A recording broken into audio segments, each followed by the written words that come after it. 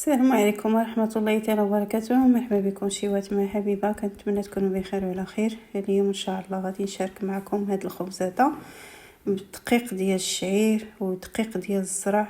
كيجي خبز اللي هو منفوخ واخا فيه الشعير وكيجي صحي. هانتوما غادي تشوفوا معايا. غادي نحتاج لهاد الخبز هذا ولا البطبوط او العجنه الفران كيف ما درتوا لي. انا غادي نشارك معكم الطريقه، واش ما درتوا راه كيجيكم ناجح. غادي ناخذ هنايا عندي غادي نشارك معكم بالعبار اللي يكون مضبوط على حسابكم نتوما. انا كندير عيني ميزاني. هنايا غير البنات المبتدئات ولا اللي ما كتعجنش الخبز ديال الشعير غادي نشارك معكم الطريقه واضحه. غادي نحتاج 2 زلايف ديال الدقيق ديال الشعير اللي غادي ناخذهم. انا عندي هنا الشعير بلدي ديال الطحونه، خديت الشعير وطحنته. انتما كتشوفوا معايا كنحيدوا ليه هاد النخاله كنديروا في الغربه اللي تيكون رقيق حيت ما مزيانش دوز لينا هاد النخاله هادي مع العجين. غادي ندير 2 زلايف ديال الشعير و2 زلايف ديال القمح الكامل اولا القمح الكامل، يعني كل واحد وكيفاش كيسميه. بالنخاله ديالو ما كنغربلو ما حتى حاجه. بالنسبه للقمح كنديرو هكا كومبلي، والشعير بطبيعه الحال كنغربلو. كندير واحد المعلقه ديال الخميره، نتوما على حساب الجو. دابا الجو راه معتدل يعني ما باردش وماشي سخون. غادي ندير القياس ديال الملح تقريبا نص معلقه كبيره، ومعلقه ديال الخميره الفوريه مع 2 معالق ديال الزيت البلديه. هاد الزيت راه كتلذذ لينا العجين، وفي نفس الوقت ما كنديروش السكر نهائيا في العجين ديالنا. كيجينا الخبز محمر حيت كتعرفوا الخبز ديال الشعير ما كيجيناش محمر بزاف، اما كيجي فيه واحد اللون ديال بحال اللي محروق ولا بحال اللي طيب، يعني كتكون فيه ديك اللون ديالو في شي شكل. كنديروا الزيت باش كيساعدنا في اللون ديال الخبز كيف ما شفتوا معايا في الاول ديال الفيديو. هنا غادي ندير الزلافه الاولى ديال الماء والثانيه كنديرها شويه بشويه، يعني كندير الزلافه الاولى كنخويها في الوسط وانا كنعجن كنضيف الزلافه الثانيه. بالنسبه لهذا القياس درت 4 زلايف، 2 ديال الشعير 2 ديال القمح، جمعتهم ب2 زلايف عامرين ديال الماء. نفس الزلافه اللي عبرت بها الطحين عبرت بها الماء. نتوما كتشوفوا معايا العجينه راه فيها الشعير. الشعير ضروري كيشرب داك الماء. صافي هنا كنعجنو بحال هكا، هو ما كيعجنش باش كيتدلك، فقط كنخدموه بيدينا بحال اللي شفتوا معايا. صافي هنا عجنته بحال هكا. غادي نغطيه، غادي نخليه يخمر تقريبا واحد 25 دقيقه. هو راه ماشي بحال الفورس والفينو. بالنسبه للطحين دغيا كتدور فيه الخميره، ما كيحتاجش لينا الوقت حيت الطحين راه حراش والعجينه مرخوفه دغيا كيخمر. صافي خليته واحد 25 دقيقه، رجعت عليه. غادي ناخذو كندهن يدي اما بالزيت اما بالماء، وكنقرص العجينه ديالي باش كنشكلها كويرات. بغيتو طيبوهم في الفران كتشكلوهم على حساب صغير ولا كبير.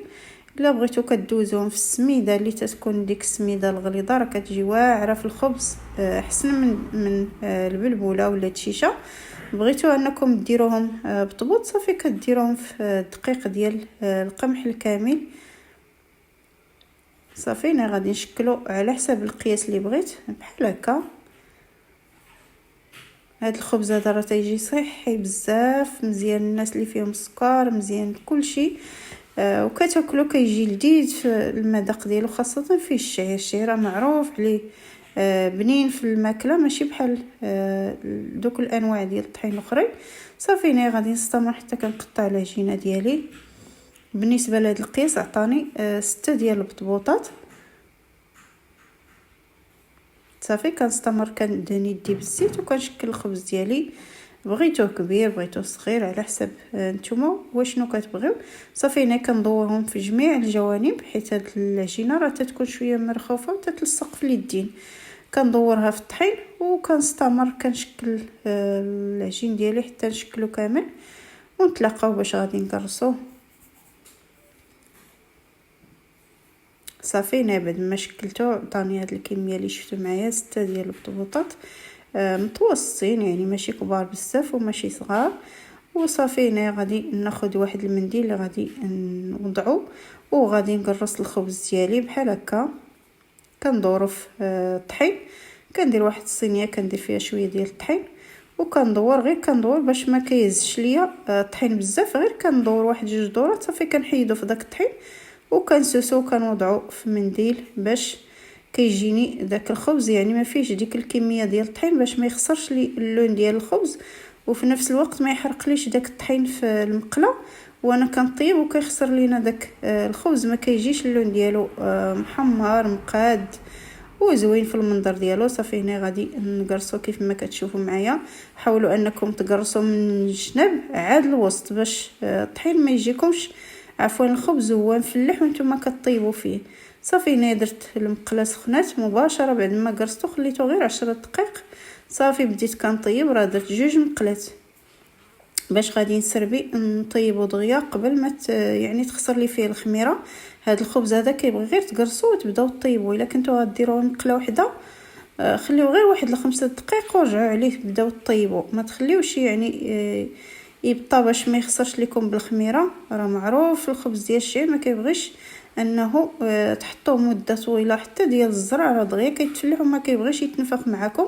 هانتوما شفتوا راه الخبز حراش وحتى في اللون ديالو كيف ما قلت لكم هانتوما راه كيجي منفوخ وكيجي محمر كيف ما شفتوا معايا.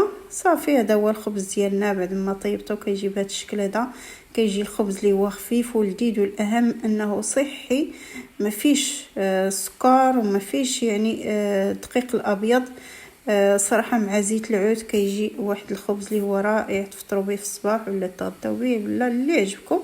كيبقى هذا هو الخبز اللي صحي.